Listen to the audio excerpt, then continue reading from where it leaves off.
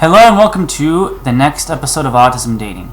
After yesterday's video, actually technically it was put up this morning. After this morning's video, like early morning, like 2 o'clock in the morning, about failing at talking to women, I got some messages and feedback and comments on the video. One of the messages, I'm not going to mention names, but one of the messages the person told me about another video that someone made, I think it was a video, about an autistic guy who went to the mall with a sign, saying, "I'm autistic, whatever, you want to come up to me, come up to me." Apparently, people were really creeped out by this. And, the security was called on, and the police, they harassed him and said, never ever come back again.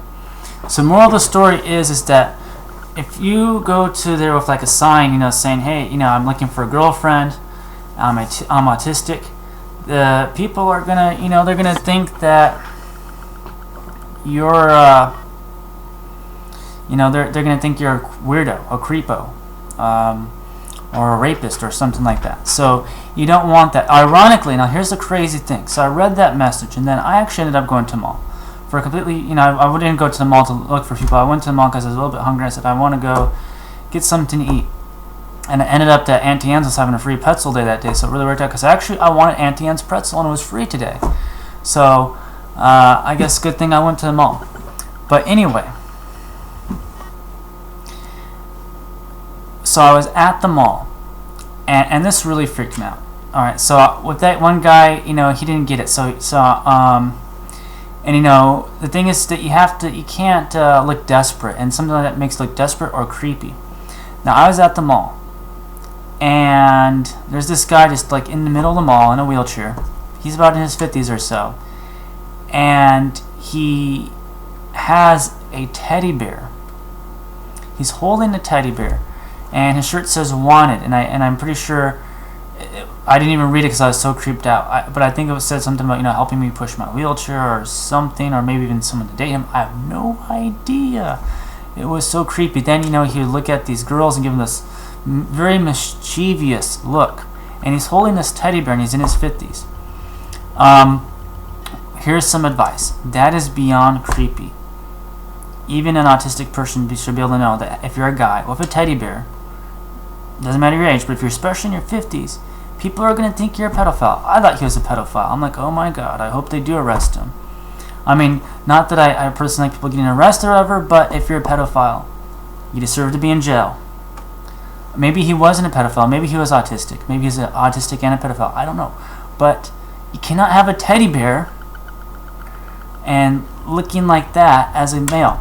Now, if it was a 50-year-old female with a teddy bear in a wheelchair, it would be a very different story. And this guy was not waiting on someone. It was very clear that he was scoping the young women there. Like there'd be like girls who were like between their 16 and 20 years old who would walk past him, and and I'm sure there's younger women. I don't want to know, but it was very disturbing. I wanted to get away from him as quickly as possible, and I'm a guy.